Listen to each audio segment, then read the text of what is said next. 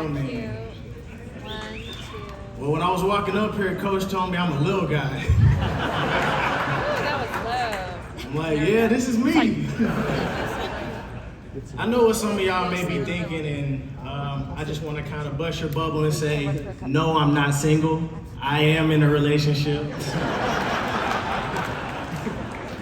But no, seriously, this is truly a blessing. I thank God. I want to thank all the fans that voted, thank the Sports Commission and every single person that's had a hand in this.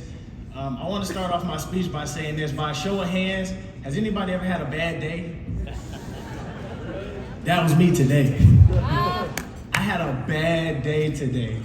And then I was like, I gotta come to this award show, and what happens if I win? Then I gotta stand up here and talk. But then it reminded me of something that's very important to me. It was something that I really learned. 3 things that I've learned since I've been playing football. And one of them was being able to learn how to find your best self in every single situation. Because sometimes, like for me, you find yourself thinking that life is a formula, that success is a formula. You gotta find yourself being able to work hard. You gotta find yourself being able to grind every single day. You gotta find yourself being able to catch every single pass. If you drop a pass, our President Chuck over there might let me go. Like, so many thoughts that come into your head whenever you're playing for the Seahawks. You gotta be great each and every single day, right?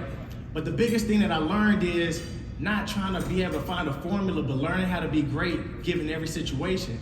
There's times I had to learn how to play when I was depressed. There's times I had to learn how to play when I was emotional. There's times I had to learn how to play and I was having a little too much fun. There was times I had to learn how to play and I was anxious. And the biggest thing that I started to realize is that I no longer started to fear things that came along. I learned how to play with trauma. I learned how to play when people pass away in my family. And it allowed me to stop being scared of events and things that could start to happen because I learned how to start to find my best self. I learned how to meet myself exactly where I am and to be able to allow myself to celebrate my victories. And so that leads me to the second thing that I learned, learning how to be able to celebrate yourself. That's something that's very hard to do, especially for myself. When you play in the sports of football, you get into this place where everybody celebrates you, right? You make a great catch. Hey, good job. You know, they smack you on the butt, they smack you on the helmet, whatever it is. They say, good job. You make that block. Hey, I see you made that block. You run a great route. Hey, great route. You're constantly being celebrated. When the fans talk to you on social media, hey, great job. I love seeing that touchdown. And sometimes we forget to celebrate ourselves. And so the question starts to come, what happens when I start running those routes and nobody says, hey, good route? What happens when I start catching the ball and they don't say good catch anymore? What happens when I score a touchdown and nobody says, hey, great touchdown? You start finding yourself chasing for approval, chasing for people to tell you that you're good enough. What happens when the media only says that I'm underrated and I'll never be anything past that? You start wanting people to talk about you. You start wanting to feel good about yourself. And the biggest thing that I learned is you have to be able to celebrate yourself because your victories may not look like everybody else's victories.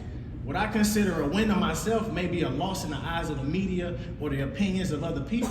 But I'm not gonna allow people's opinions to stop me from the belief that I have within myself to be whoever it is that I wanna be.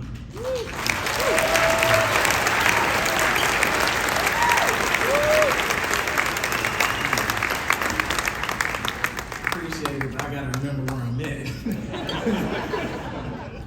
And so the third thing that I would say is, if there was another thing that I learned, is that it's all about God's timing. It's really all about God's timing. If y'all didn't know, I think I was up for this award once or twice and I lost. I got the chance to watch Sue Bird come up here and speak. I think the other person that won a couple years ago was a quarterback from Washington State. But when I tell you something, like, just for me being in this position, sometimes we're in this generation where we want everything right now. We want to be successful right now. We want our company to be one of the top 5, top 3 companies in the world right now. And we forget about the grind. We forget about everything that goes into what it is that we're actually set out to believe to do. And the biggest thing that I started to realize is that I'm able to appreciate everything even more because of God's timing.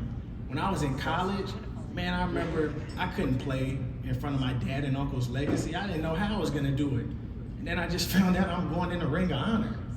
And I'm not an accolades type of person, but I'm gonna talk about it because I'm saying God's timing is better than any other timing. There was times, like I said in the previous speech, in the previous story, I had to learn how to play and I was traumatized the whole season. I had to learn how to play when I wanted to quit. It was right when I got my deal, I thought about quitting. It was so many things that I was about to do, which makes awards like this so much more sweeter. It makes it so much more better because I kept going. I didn't quit. I didn't give up. I didn't give in to the anxiety or whatever it was that I was dealing with, and I decided to find a way and to make it work.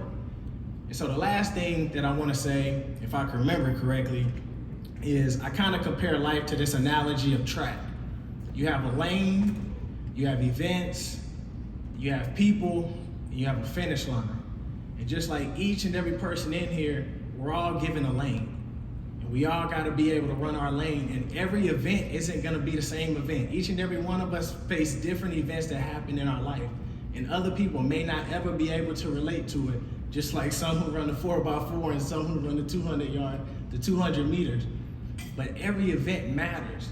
And all you have to do is show up to your lane and run your race, because the finish line is what we all hope for one day. But there's gonna be people in those stands that are celebrating and that are cheering you on, and that's gonna be inspired by your story.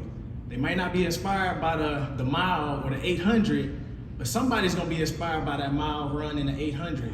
And so run your race and celebrate yourself, because what good is it to win if we no longer celebrate ourselves? Thank you.